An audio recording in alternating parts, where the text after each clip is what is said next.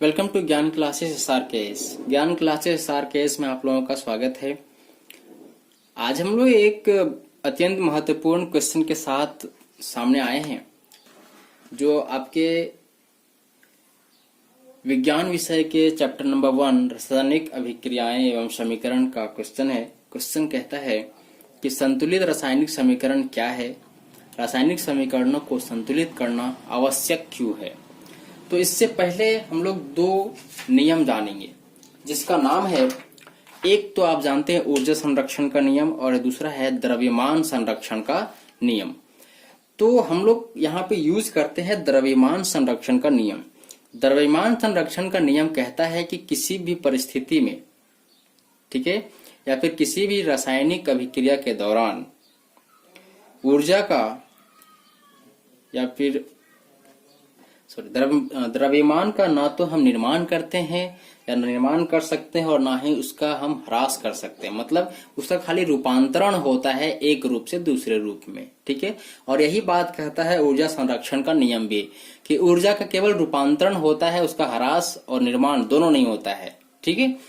तो उसी द्रव्यमान संरक्षण के नियम के अनुसार संतुलित करना बहुत आवश्यक हो जाता है। तो चलिए इसका आंसर क्या लिखेंगे वो देख लेते हैं।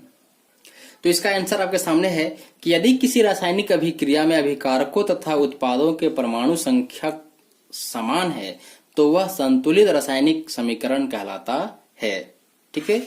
और अब इस क्वेश्चन का जवाब देने जा रहे हैं कि रासायनिक समीकरणों को संतुलित करना परम आवश्यक है। क्यों समीकरणों को संतुलित करना आवश्यक है? क्योंकि द्रव्यमान संरक्षण के नियम के अनुसार किसी भी रासायनिक अभिक्रिया में द्रव्यमान का न तो निर्माण होता है और न ही विनाश होता है। अर्थात अभिकारक तथा उत्पाद दोनों का द्रव्यमान समान होना चाहिए, और वह तभी संभव होगा, यहाँ पे सबसे बड़ा पॉइंट है कि वह तभी संभव होगा अगर दोनों तरफ के तत्वों का परमाणु संख्या समान हो।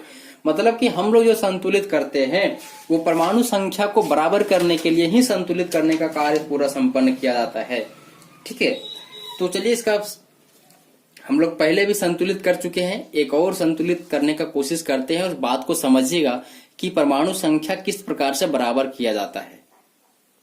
तो ये एक हमारा रासायनिक समीकरण है जिसको संतुलित करना है, ठीक है। मतलब इसके परमाणु संख्या को बराबर अगर हम कर दिए तो द्रव्यमान संरक्षण के नियम के अनुसार ये संतुलित हो जाएगा, ठीक है।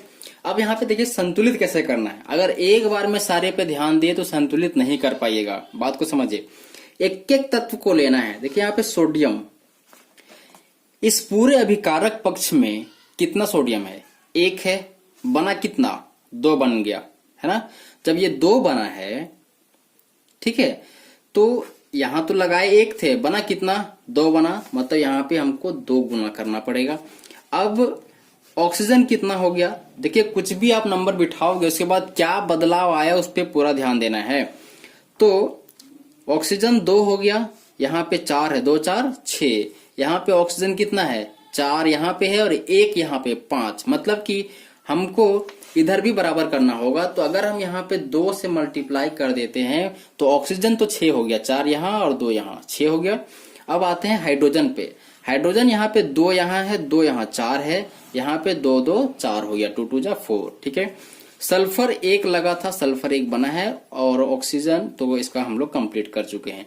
मतलब एक एक तत्व को आपके ध्यान में रखना है कि अभिकारक पक्ष में कितना है और अभी जो उत्पाद बना उसमें उस तत्व का कितना है। अब परमाणु संख्या हम बराबर कर चुके हैं, ठीक है।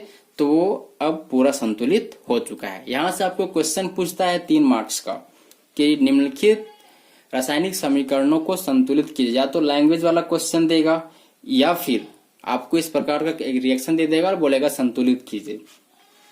तो कुछ हार्ड नहीं है, बस बात को समझना है कि संतुलित कैसे करना है। एक एक तत्व को ध्यान में रखिए, अभिकारक और उत्पाद पक्ष का, और दोनों को जितना इधर है उतना उधर। मतलब कि अभिकारक और उत्पाद दोनों साइड बराबर करने का केवल कोशिश करना है आपको, ठीक है। आशा है कि वीडियो आपको पसंद आया होगा। तो इसको लाइक कीजिए, अपने दोस्तों में शेयर कीजिए, और अगर आप इस चैनल पर नए व्यूवर हैं तो चैनल को सब्सक्राइब कीजिए ताकि आपको एक भी अपडेट हमारा आपसे मिस ना हो। Thank you.